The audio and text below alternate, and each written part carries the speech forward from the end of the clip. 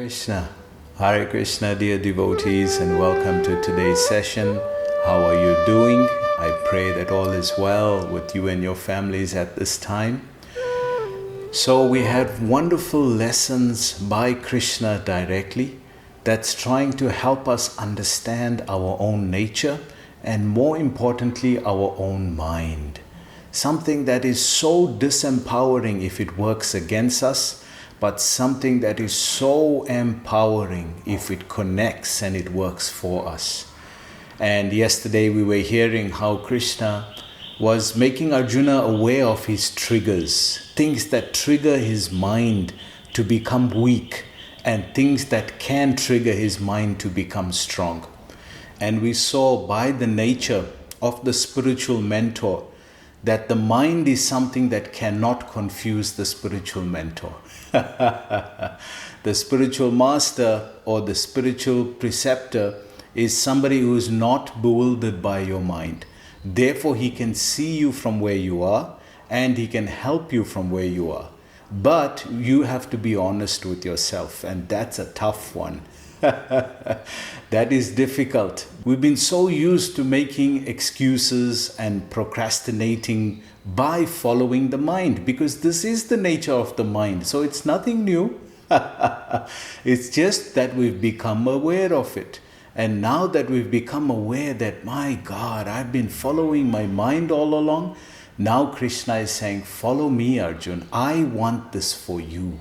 And this is a huge step in the transformation of the mind. So as Krishna was making Arjuna understand his mind, we see a very simple assessment we can make of ourselves to see where we are. That if we are visiting a psychiatrist or a spiritual mentor, then just before we go, we have 100 problems. And immediately after coming back from visiting the psychiatrist or the spiritual mentor, we have no problems. So if we assess that, where was the problem? The problem was not in and itself, the problem was in the mind. All it took was 1 hour with somebody who is in their state, who's somebody who understands the mind, and they completely helped us understand where we are. And now we're peaceful and understanding. What is the difference before we went to see the person and what is the difference after we came back? Nothing physical. So you can see by that assessment, our problems are not all out there. The biggest problem is the mind. And Krishna is making Arjuna understand this. And in today's verse, he's giving him a very special request. Let's look at this.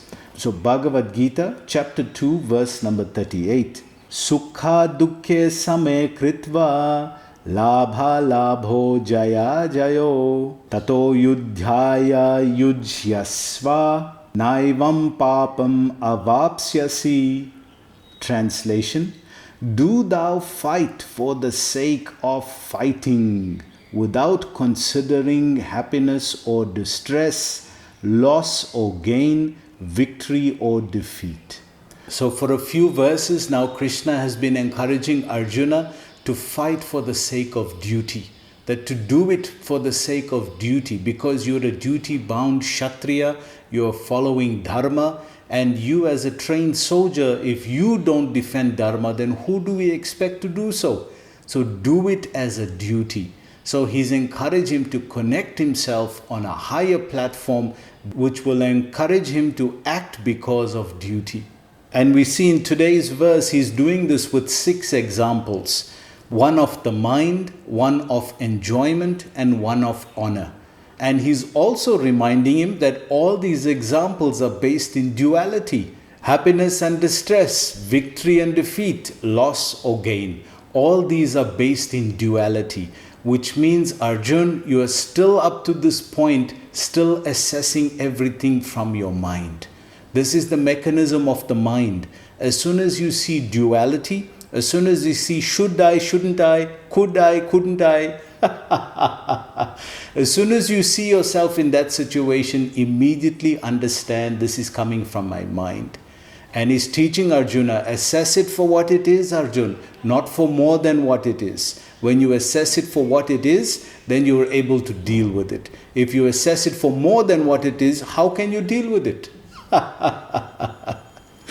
So he goes on, and by so doing you shall never incur sin. So this is the thing that Arjuna is fearing more than anything else, that the sinful reaction that he will incur by killing his family people on the battlefield. So the interesting thing is that Krishna is speaking about sin from the spiritual platform, that if you don't do your dharma as a soldier and fight, that will incur more sin. So Krishna is speaking about sin from the spiritual platform, and Arjuna is speaking about sin from the bodily platform. Krishna is speaking about sin, that if you don't do your dharma, you'll incur sin because you're a trained soldier in Vedic culture. You are a trained soldier in the Aryan culture. And therefore, if you don't defend dharma, who you expect to do so? So if you don't do your dharma at that level, you'll incur sin. And Arjuna is seeing sin from his bodily level, that these are my family people. It doesn't matter whether they are also soldiers and they also have the same profession as I do, but they are family. So at this level, the profession doesn't matter that they are soldiers. What matters to Arjuna is that they are relationship, that they are relation, that they are family. So Krishna is seeing sin from the spiritual level, Arjuna is seeing sin from the material level. And by assessing this objectively, we can see unless we are connected on a spiritual platform, unless there's a spiritual reason, one will very easily take the path of least resistance, take the path of sin at the bodily level. And therefore, we have a good reason not to fight. I'm compassionate. And this is Arjuna's argument, that I don't want to incur sin and I'm compassionate and all these are good virtues, but why are you making me fight, Krishna?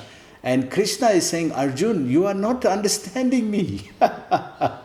You are not understanding the platform from which I'm speaking.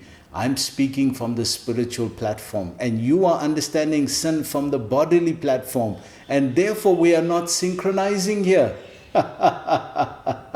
So understand what I'm trying to share with you, Arjun. So Prabhupada starts this purport. Lord Krishna now directly says that Arjuna should fight for the sake of fighting because he desires the battle. So today we are introduced to a very powerful concept, that when duty can't even inspire the mind to act accordingly, then there is one thing that will, and that is love. That is love.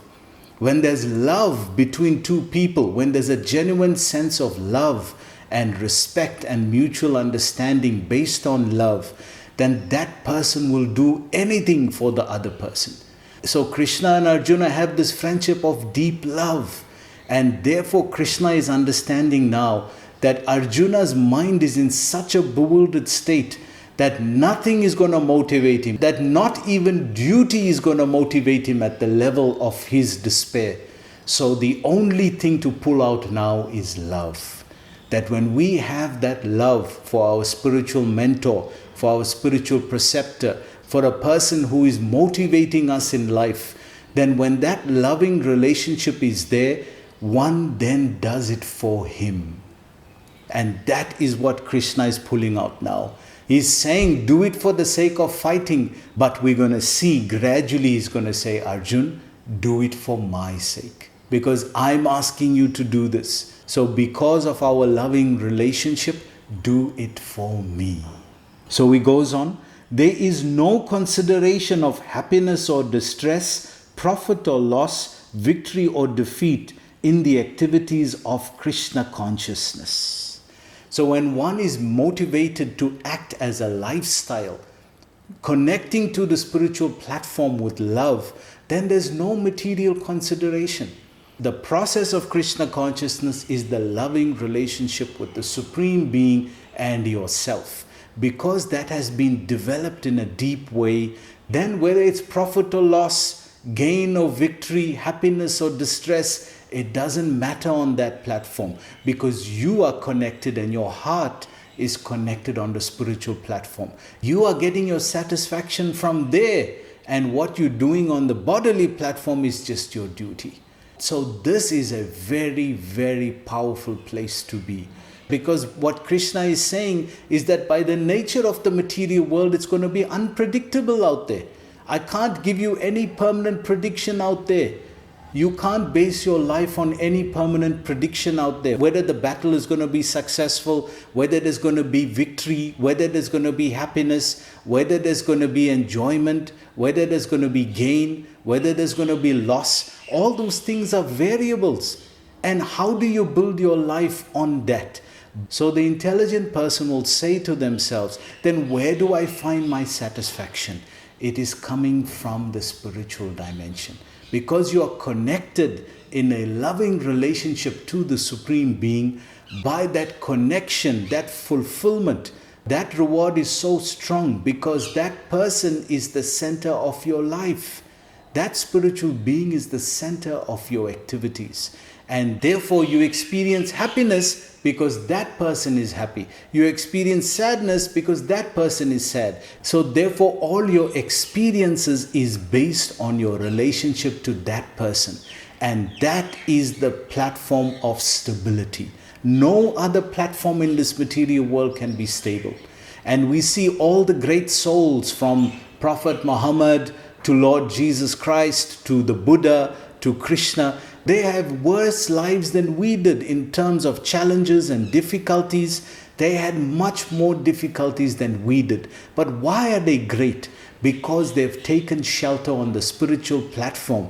They showed that the spiritual platform is the platform of stability for a human being. And if we take shelter there, then whatever is the variable out in the material world, whatever is the happiness or distress, the duality that will come won't affect us because our strength is coming from that platform. Our nourishment is not coming from the external platform. That is the most empowered position to be. So he goes on. Everything has its own motivation. Yes, everything has its own motivation. So if we connect to the spiritual platform, we don't experience motivation, we experience inspiration. Inspiration comes from deep within. That's where you connected. That's your resolve. That's where you are. That is the source of your very being. So if you get your motivation from there, no matter what happens outside, it's not going to affect you. You see it for what it is, not for more than what it is. Assess it, evaluate it, make a decision and move forward. He continues, that everything should be performed for the sake of Krishna is transcendental consciousness. So he's given a definition of transcendental consciousness. The consciousness of love, the consciousness that is required to be resilient, the consciousness that is required to make a resolve. That consciousness is based on love. That consciousness is based on a relationship with the Supreme Being. That consciousness is based on love. So he's saying when you connect there, you can experience such a deep sense of satisfaction and fulfillment that the external happiness won't even be significant to you. Because you can see it for what it is, how transient it is, how temporary it is. And what you're experiencing due to your relationship with the Supreme Being, that cannot be matched by anything out there in the material world. So he goes on. So there is no reaction to material activities. So we see that because we're connecting to the spiritual platform, the reaction is spiritual. If we remain on the material platform, then the reaction will be material. But if we transcend our mind to the spiritual platform, then the reaction is spiritual. And that's a total different experience. Because that platform doesn't incur material reaction. Krishna says this in 4.14. Nayanan karmani limpanti na me karma phalasfriyaha itiyo mam bhajanati karmabhir nasa bhadyate. He says that for me, na mam karmani limpanti. He says, I am not prone to the reactions of work, which means karma doesn't affect him. Na mam karmani limpanti. I am not prone to karma. Na me karma phalasfriyaha, and I don't aspire for the fruit of results because I know what fruit of results are. And iti yo mam bhajanati. And then he gives this secret. Iti yo ma bhajanati. And those who know this truth about me and worship me accordingly, karma bhir nasa bhadyate. They are freed from the reaction as well. So this is the gift Krishna is saying, that if you know this about me and you connect and worship me, then you don't get any karmic reaction. So this is a very powerful verse to connect to.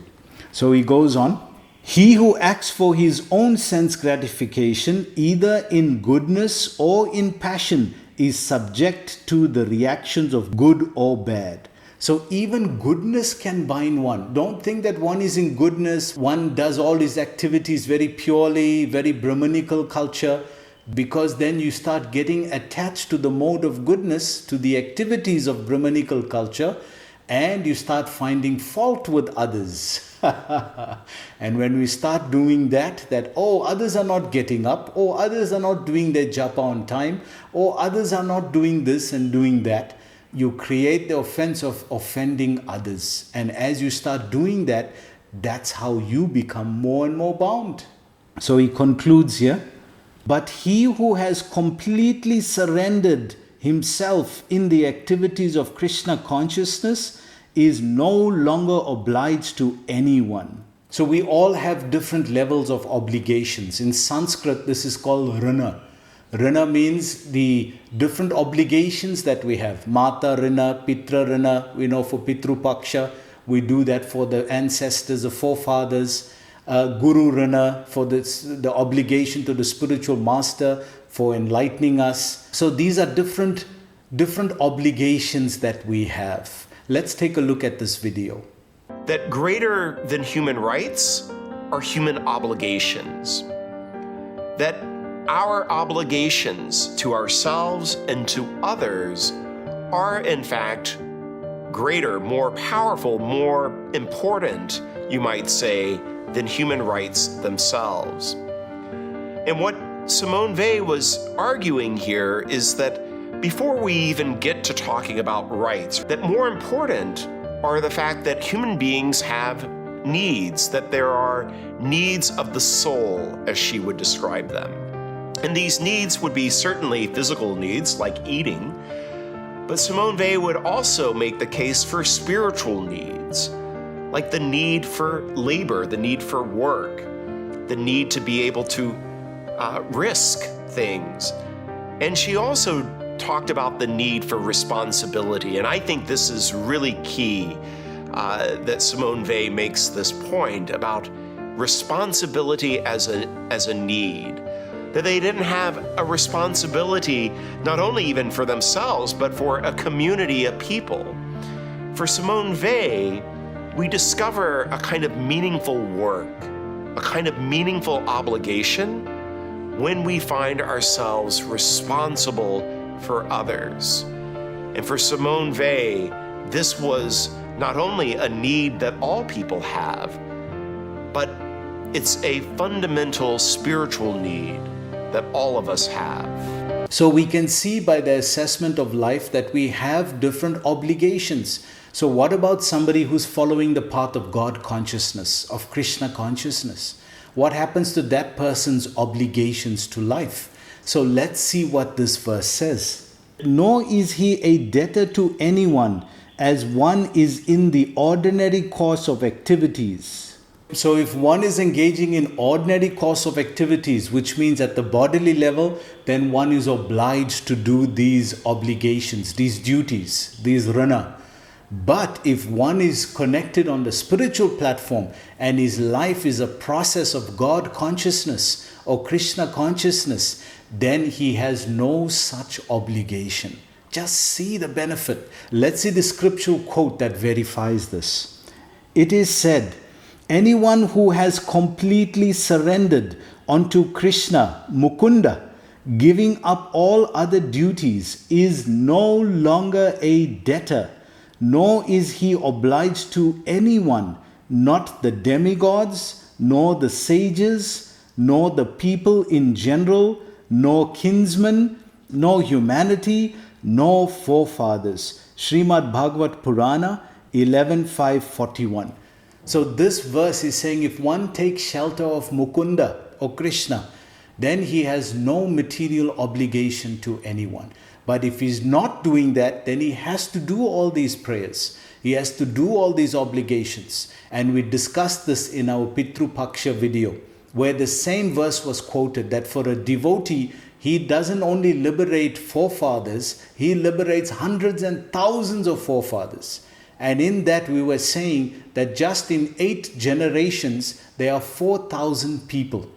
And how many of that do you know? If you're doing that prayer, you only know father, grandfather, great-grandfather if you're lucky. That's only 3 generations. But in 8 generations, there's 4,000 people that come from 8 generations of people. And all of them need your help. So if you're only doing for father, grandfather and great-grandfather, what about all the rest that looking at you and waiting for your help? What about them? Ignorance is bliss, isn't it? If you don't know about it, then ignorance is bliss. But this verse is saying as a devotee, hundreds and thousands of ancestors get liberated. Just see the benefit. Just see the benefits of following a bona fide spiritual process. So he concludes here, that is the indirect hint given by Krishna to Arjuna in this verse. And the matter will be more clearly explained in the following verses. So Krishna has now just dropped a hint that if you connect to me, Arjun, then I will take care of you. Not only you, I'll take care of everything and everyone connected to you. So Krishna has just dropped the hint of this. He hasn't said it directly, but he's just hinting to Arjuna that if you're not going to fight, then I'm asking you to fight, Arjun. Do it because of your love for me.